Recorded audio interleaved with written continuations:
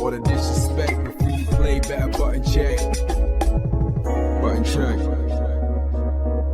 What is up, Butt Check family? Welcome back to yet again a post Daigo versus Mena buttons that need to be checked, and that's why we got to talk about it, because the FGC is losing their damn mind. We got a lot of theories, a lot of conspiracy theories. There is a lot, so let us unpack. I kind of thought something like this was going to happen, but we got to go, man. We got actually 2 episodes of Button Check, so this one and then one later tonight. Either way, hope you're having a good day, because we're about to get these buttons. Let's go. All right, now into the first setup. The FGC has lost their damn mind. Well, you know, you be the judge. Buttons that need to be checked. So Daigo versus Mena is a wrap.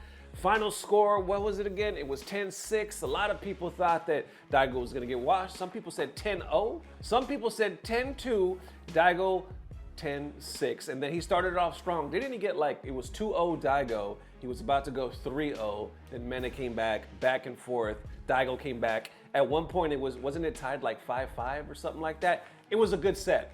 From my point of view, Daigo did a lot better than a lot of people thought he was gonna do, and he's still goated. But that's not good enough, right? Because now we got, hold on, let me get to this story right quick. We got a hot topic, a hot debate in the FGC, and let's start it right here, man. So we started with Danny Pham saying Daigo played so well, couple swing matches could have been 10-8 possibly, but that Blanca level 2 mind game is just too much. Mena's perfect parry rates combined with spacing awareness on sweep range and reacting to respective fireball speeds was insane. And I believe Danny Pham actually continues right here saying, also the production team for that exhibition did a terrible job, laughed my ass off. Sudden hour-and-a-half wait after start time, wrong graphics, awkwardly had both players idling on stage and no one went to get them, no context on the jersey signing, LOL. And then I see Javits down below saying not being able to hear the crowd, only music during their walkouts was weird. So I noticed that too, like I said in yesterday's video, when they started, I didn't get there till I didn't start watching till like 4:30 or 4:30 a.m. And I noticed like the first match was just starting. So I was super confused. Continuing on right here saying, putting the match results aside, I really wish that Kemonomichi had stripped away unnecessary entertainment elements and created an environment where both players and the audience could just focus on the competition. I understand that as industry grows and sponsors get involved, certain compromises may be inevitable, but even as the scale increases, I believe that the core values that the community has built and protected deserve to be respected, especially in a concept like Kemonomichi. I have nothing but appreciation for the organizers handling such massive expectations. We witnessed incredible matches, no doubt, but at the same time, the way the event was presented honestly left me feeling quite disappointed. And this one actually has 1,000 likes, so obviously a lot of people feeling the same way. Underneath that, I see Kane Blue River saying 100% agree with this. However, it's difficult to avoid if we want our skilled players to be able to make a living through this, especially outside of Japan, where it isn't a sustainable environment provided by a large fandom of enthusiasts. So it's one of those things, obviously, it's like you want it to happen, but you also want FGC in a way to be mainstream. You want our pros to get recognized, but that doesn't come without, you know, strings tied. If you got more entertainment, you got more sponsors, you got more ads, more commercials. So yes, we get great events, but at the same time, we also get a lot of bullshit in the middle. Then getting even deeper. Now we're talking about the actual set between the two, where people kind of taking some shots. You be the judge right here saying, MenaRD has inspired me so much, I'm going out right now and beating up the first elderly person I see.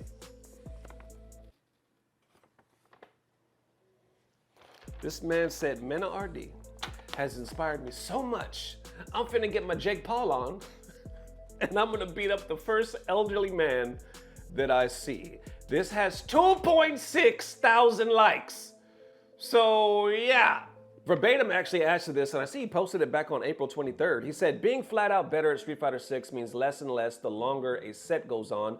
First to 10s are Daigo's specialty. He never lost an exhibition. Downloading people is his superpower. That being said, you know Mena's gonna save all his grimiest tech towards the end. 10-6 Mena. Like I said, he posted this back on April 23rd.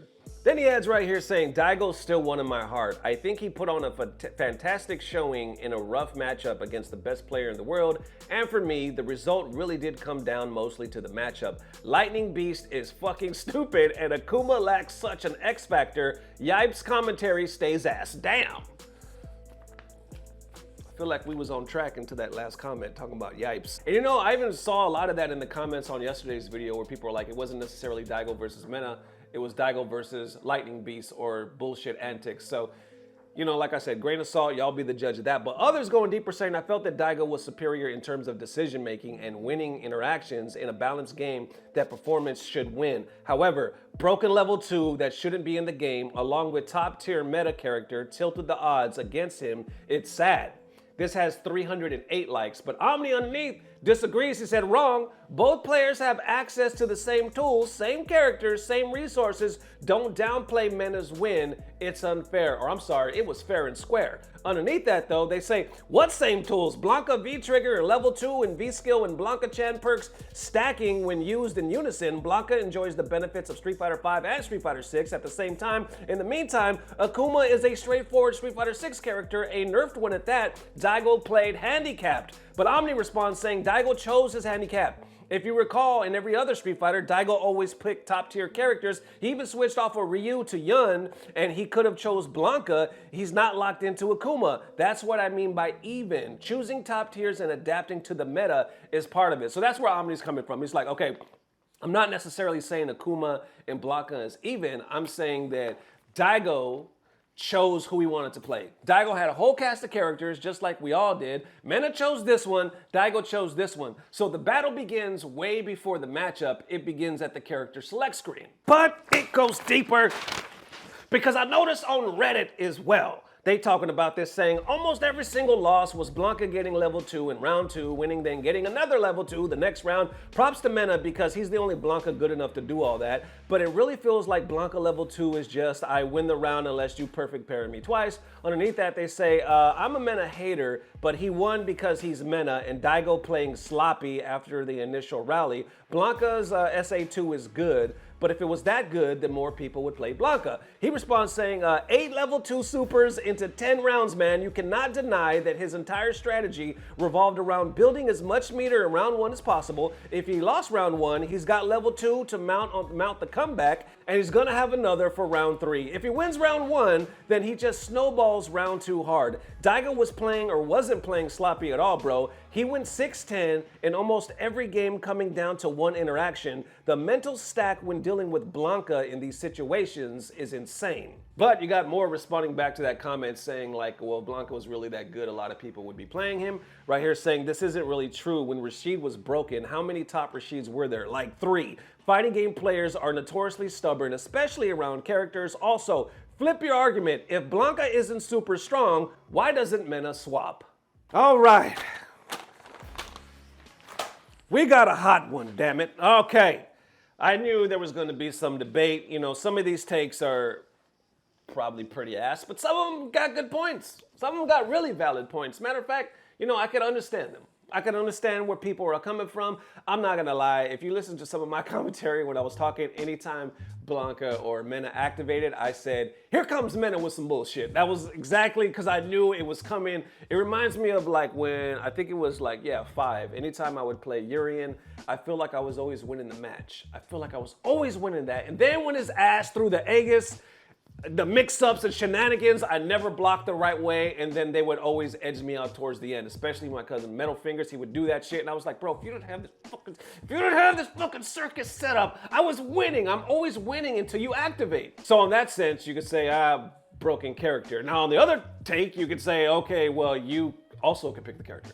You're not locked into Guile or whoever you're playing. Pick the broken ass character too if you want to win. We're all picking, we all have freedom to pick. But honestly, like I've said multiple times, I don't think it's as easy as that, because if that was the case, literally everybody would just pick the top 3 top tier characters and that would be it. But everybody's not the same when it comes to like performance with the character. Just because I know that character is good doesn't mean that character speaks to me. Doesn't mean I can handle him and my reactions are that good with that type of style. Because so many pros and casuals alike, you come up with the game like and you're like, well, I'm into shotos, they speak to me, or I'm into charge characters or grapplers, like I'm really good. Those are the only ones I could focus on and actually dedicate myself to the game. It's not just as easy as, oh, I'll just pick whoever's good. So I always said it's way harder at the end of the day than just to say, oh, just pick whoever the top tier is, because we all could do that, right? Because honestly, we can't all, because we don't all want to.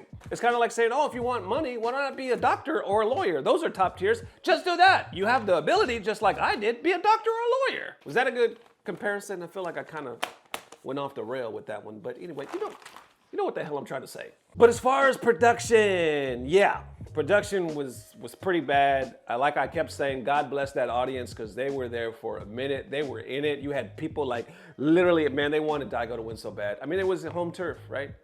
They wanted him to win so bad. They were on the brink of tears. They were rooting. They were getting so hype, especially when Daigo started off steamrolling in the beginning. Oh, that was hype as hell. But I even saw it too, where I was like, they're kind of idling. Like, what's really happening? I felt like when it came to Mena versus Daigo, it was really cool with the entrance, and they did the bell ring. And I was like, oh, it's kind of like UFC. They had their team behind them. They're like, what's up, dapping them, when they take their shirt off before they get in the ring. It was the same type of vibe. But once they got up there, it was all calm.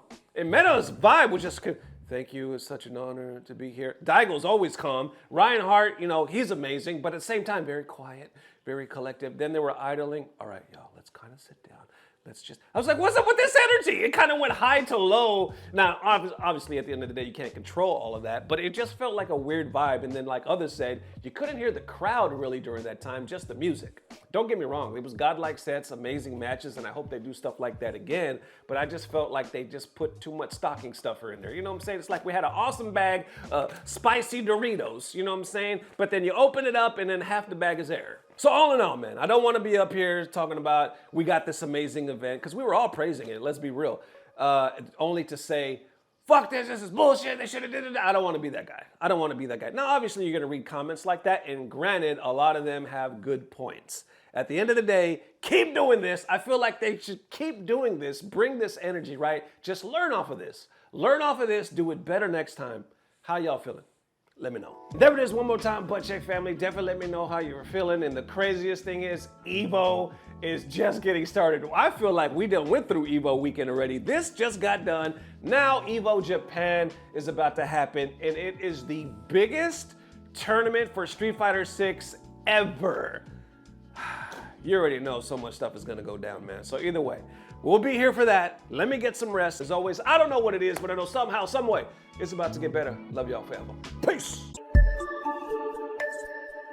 Blah, blah, blah. Subscribe. Ooh.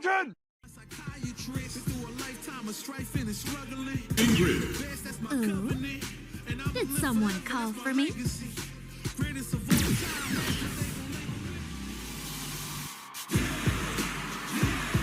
When it's all said and done, they gon' call me a legend.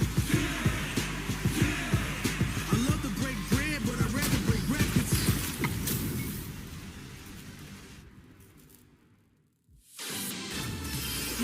Greetings. Ah, right on time. Round one.